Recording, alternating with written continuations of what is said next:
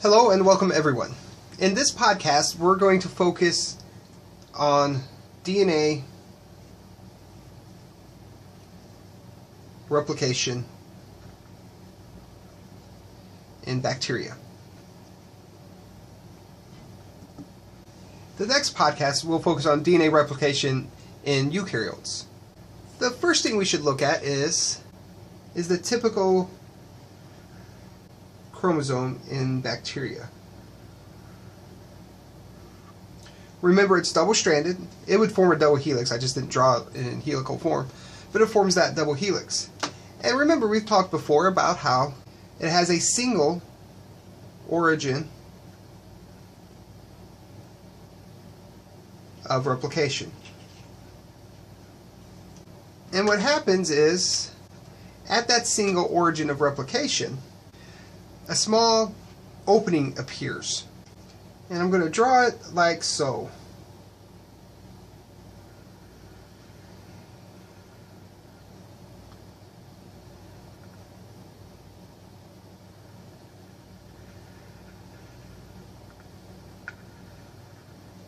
So it opens up here at this origin of replication.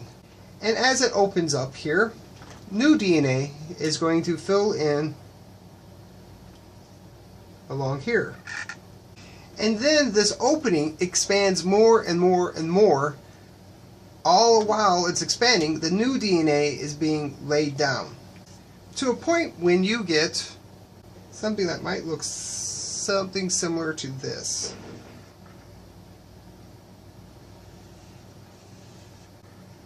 Where you have interlocking circles where the new DNA has been laid down, and you just have this little bit to uncover and fill in, and at some point these rings will break, releasing the two strands, resulting in two separate chromosomes containing the original template DNA and then the daughter DNA as well. Now, in doing this process here, there are several problems that the bacteria have to overcome. They have to initiate this replication at this origin of replication. They have to begin to unwind the DNA, because remember, I didn't draw it here, but this DNA here is held together by lots of hydrogen bonds. And collectively, even though hydrogen bonds by themselves are fairly weak, collectively this is a very well structured helix. So these hydrogen bonds need to be broken. So that's one problem. Another problem is, as you're pulling this apart, as you get to this point here, you're creating, or the bacteria is creating, a tremendous amount of strain on the DNA. And so it has to do this without breaking the DNA. It also has to, as it's doing this, it has to remain anti-parallel. Remember, 5' to 3' on one of the strands, so the other strand has to be 3' to 5' in the reverse order. So let's start talking about this, looking at this structure here, and we're going to focus on just half of this replication bubble here. So we're just going to look at this part here. Whatever happens here is also happening here. A term I didn't use but I should have used, it's called bidirectional. In fact, let's just write that word down right here. Bidirectional. Bidirectional meaning that it's happening in both directions. As the DNA replication is happening in this direction, it's also happening in this direction until they meet here and eventually separate. But as we were trying to learn this, we're only going to look at one half of this bubble. Okay, so let's go ahead and get started here and draw just half of that replication bubble we saw on the last slide.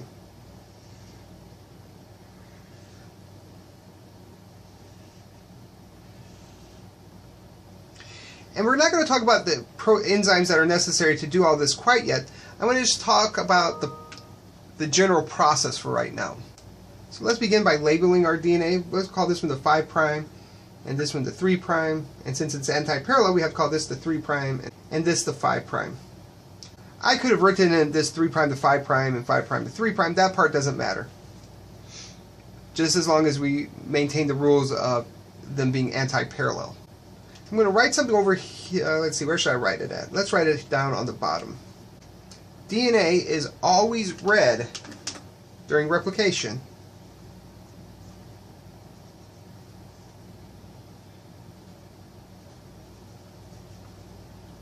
in the 3' to 5'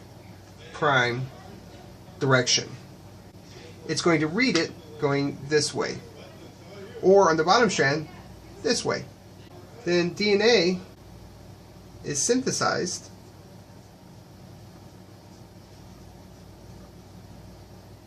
always in the 5' to 3' direction. These are gold standard rules. Commit them to memory. They will come back later on. The enzymes that are going to put this all together, they're going to read 3' to 5'. They will lay new DNA down in this direction. It's moving towards this region here, and I should define what this region is. We call this region here the replication fork. Because this will continue to go until it gets all the way to the end, we call this the leading strand. It's still a daughter strand, but has a special name to it during replication called the leading strand. I didn't mention it, but this top strand here is still the template strand, just like we learned about before. Template. Now, this requirement to have to read DNA in the 3' to 5' direction and lay down the new DNA in the 5' to 3' direction creates a small problem on this other strand. Remember, as this strand is opening up, at this fork region here, it's getting larger and larger and larger here until it has copied all the DNA. But replication can't occur at this region here until the fork has opened. But once it opens up enough, it lays down the DNA. And it will go until it runs into another strand down here. We call this the lagging strand, because it lags behind. Now, looking at this picture, it's not as easy to see what I'm talking about when I say it's lagging, so I'm going to draw this fork here, this replication fork here, a few minutes later, once this fork has opened up a little bit more. I'll just draw it right here. So put on your time machine glasses, and this area is going to be larger.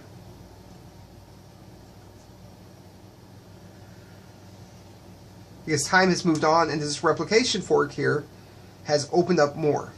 The leading strand here, let's go ahead and put in our directions here. This is still 5' and this is still 3', and this is still 3' and this is still 5'. One thing I didn't list here is the new DNA has to still maintain the rules of it being anti-parallel. So this new DNA here is 5' to 3'. Down here it is 5' to 3'. Alright, now a few minutes later it's opened up more. The leading strand, it doesn't care. The more it opens, the more the leading strand will move into that replication fork. The only thing holding it up is how fast that fork is opening up. So it will keep on going. Now remember, over here we had to wait till that fork opened up to begin replication. And so this strand here, this lagging strand here, is right here. This exact strand is the same one that was here. Now that the fork is opened up just a little bit more, we can make more DNA. And it will run into this area right here, eventually. So that's why we say it's lagging, because as the replication continues, new DNA on this lagging strand has to be made and initiated again. Up here, it's leading. Because of this, another word that's often used is this leading strand that's made. We say that it is made in a continuous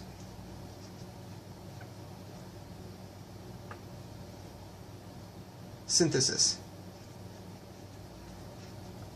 And down here, it is discontinuous.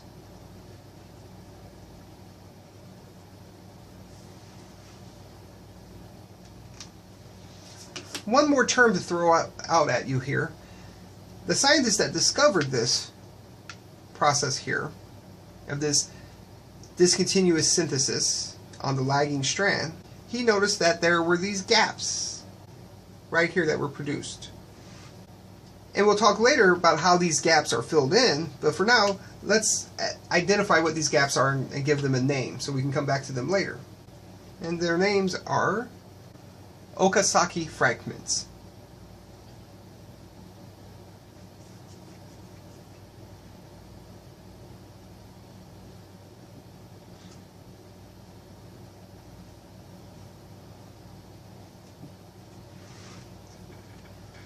These will eventually have to be fixed, but we'll come back to that later on. Okay, I'm going to erase this lovely artwork here and start talking about replication now at the protein level. What are the proteins, the enzymes that are necessary to allow all this to happen? So I want to begin by drawing this circular DNA here of the bacterial chromosomes. And this is going to be the origin of replication here. There is this protein that is called DNA. It's actually not a single protein, it's a whole bunch of proteins together, and together we call them DNA. It will bind to this origin here, and this origin, we've never said this before, I don't think, but it's important to know now that we understand the strengths of nucleotide bonds, it will make more sense now. This region here is very AT rich. Remember that the AT base pairs only have 2 hydrogen bonds between them, as opposed to the GC base pairs, which have 3 hydrogen bonds. Because of that, these AT base pairs are much weaker. So it's important that this origin has a lot of these AT bonds in them, so that this DNA A protein complex can bind there and begin to pull that DNA apart. It takes less energy to pull apart a string of AT base pairs as opposed to a string of GC base pairs. So this DNA A protein binds right here. And as it does, the DNA sort of puckers out here, like so. Just like we drew a couple slides back. So we have our friend DNA here, pulling that apart. I'm going to erase this, and now I'm going to go back and draw that replication fork here again. Remember, just this half again. But even though I'm going to focus on just this one region, it's important to remember that this process is bidirectional, as we said a couple slides ago, as it's going in different directions. Okay, so here's our DNA replication fork. And I want to draw some hydrogen bonds here, holding this part right together. Now, after this origin of replication has opened up, the rest of the base pairs can be GCs or ATs. But it's important that we have an enzyme that comes right at this replication fork and begins to further unwind this double helix. And that enzyme I'm going to put right here is called helicase. So down here I'm going to write helicase. Helicase will be in red. It's an enzyme that breaks apart the double helix. That's why we call it helicase. And it sort of acts like a buzzsaw. It will move down the fork, ripping these hydrogen bonds apart. As it rips these hydrogen bonds apart, it will expose more of this single-stranded DNA. So let's take a moment to talk about these single strands of DNA that the helicase has just released. Single-stranded DNA is very unstable. It doesn't like to stay as a single strand.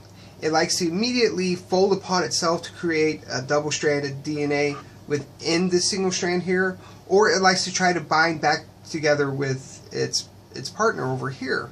So it's really important to keep these separated. And they do that by having these proteins bind to them, and perhaps the most appropriate name for a protein ever, these proteins that I'm drawing in pink are called single-stranded binding proteins. And I'm going to write that in pink here, single-stranded binding protein. Sometimes I will just call these SSB proteins. And their job is simply to keep the single-stranded DNA as a single-stranded piece of DNA. It needs to be single-stranded in order for it to be replicated. But it doesn't like to be single-stranded, so it's important that these proteins are present. Now, as this helicase is ripping these hydrogen bonds apart, pulling that DNA in opposite directions here, it creates a tremendous amount of stress on this DNA here. And because of this stress, if this enzyme helicase kept going down here, ripping these hydrogen bonds apart, eventually that would cause replication to stop or perhaps even break the DNA. So there is this enzyme that binds here. And this enzyme, shown here in purple, is called gyrase. That's what we call it in bacteria. In eukaryotes, we're going to call it topoisomerase.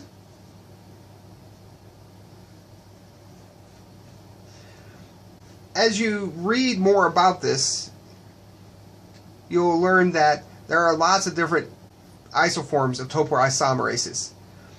Some that exist in bacteria, some that are only in eukaryotes. For this class, I want you to just know that gyrases are bacteria and topoisomerases are eukaryotes. What this gyrase does is it wraps around this DNA, and as the helicase is moving towards into the replication fork, the gyrase will break the DNA at these phosphodiester bonds we learned about earlier. So it's a very powerful enzyme because those are strong covalent bonds. So it takes a lot of energy to break them. But as it breaks them, it will rewind the DNA backwards, so to speak, relieving some of that stress, and then it will reform this bond here. So gyrases are important in relieving torsional stress due to helicase doing its job. I'm going to erase the single-stranded binding proteins because I need to add some things to this area, and I'm afraid it's going to just get messy if I don't erase them. But they're still there, I'm just erasing them. Okay, let's go ahead and also rewrite our orders of direction here. 5' 3', and 5' 3'. If you remember, we said that the DNA is read 3' to 5', and then new DNA is laid down in a 5' to 3' manner. Now, the enzyme that is responsible for making the DNA is called DNA polymerase. Put this in light green, DNA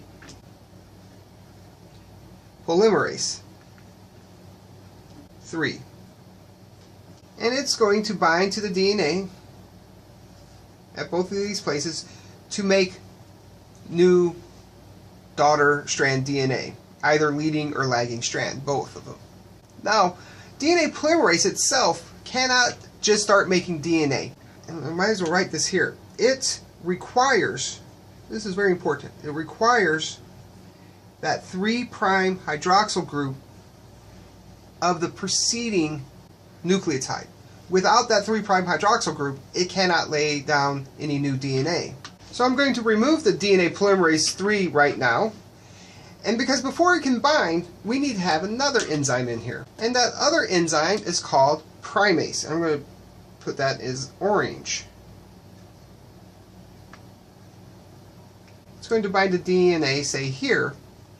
And it's going to add a very short piece of RNA. And we call this an RNA primer. This RNA, even though it's RNA, it still has this 3' hydroxyl group. And as long as this primer is here with the 3' hydroxyl group here, our good friend DNA polymerase can now bind. And once it binds, it can begin to lay down DNA. And again, this will be the 5' in and this will be the 3' in. I'm not drawing it here because it's starting to get a little crowded. But 5' to 3'. An important thing though is that it's always going to have this RNA molecule here followed by the DNA.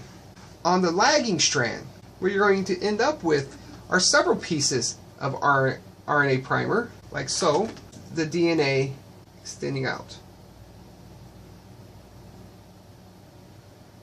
forming these Okazaki fragments that we showed on the last slide. Now, we know that these RNA primers have to be removed, and we know that because our genomes, or the bacterial genomes, is not littered with random pieces of RNA. The genomes are only DNA. So we have to remove these primers. And how are we going to remove those primers?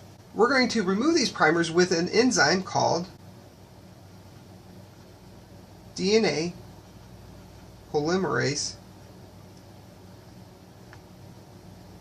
1. What DNA polymerase 1 will do is it will move in here to all of these, and even this one up here, and degrade the RNA primer. So let's go ahead and have it degrading these RNA primers. And now that the RNA primers have been degraded, DNA polymerase 1 will now do one new thing. It will fill in where the RNA primer is with new DNA.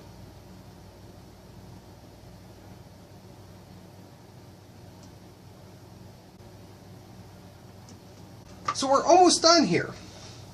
It's taken us a while, but we're almost done. We have one more problem we have to fix, and that is, even though this DNA polymerase 1 filled in these gaps, the Okazaki fragments are still present. We still have this very last bond that exists in between these Okazaki fragments, and that needs to be fixed. And all that requires is one last bond connecting these fragments together at the 5' 3' ends. So forming that last phosphodiester bond. And so the enzyme that's going to do this, I'm running out of room, but I'm going to put it here. It's called DNA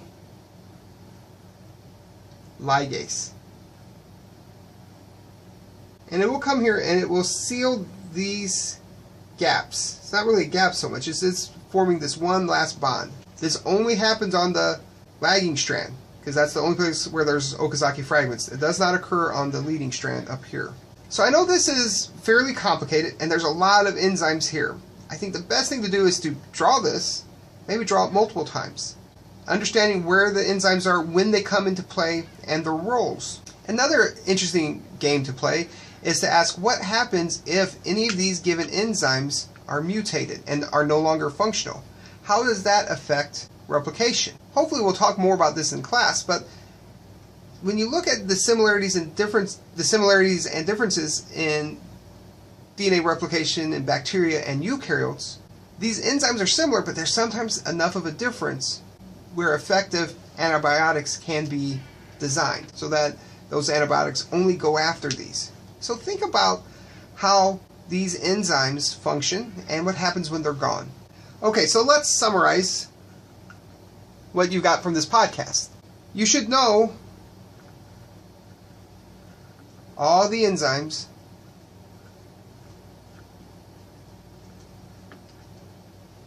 found during DNA replication. You should know their functions, their location, where they work at, and what happens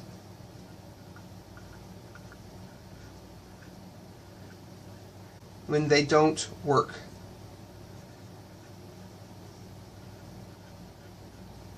You should also understand the difference between a leading and lagging strand, as well as continuous and discontinuous replication. You should also know that DNA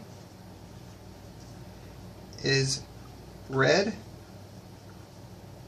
3' to 5', and DNA is synthesized, I'm just going to write SYN for space consideration, is synthesized 5' to 3'. Though I didn't mention it in the podcast, your book mentions it. As this DNA is being synthesized in this 5' to 3' manner, it's important to remember how faithful and how rapid this process is. When I say it's faithful, I mean it has an error rate that is less than 1 error per billion nucleotides synthesized. That's pretty remarkable. It's also quite rapid, in that it synthesizes new DNA at a rate of about 1,000 nucleotides per second. Let's write that up here in the corner, since I didn't mention it earlier, but I think these are important numbers. So the error is less than 1 per billion nucleotides.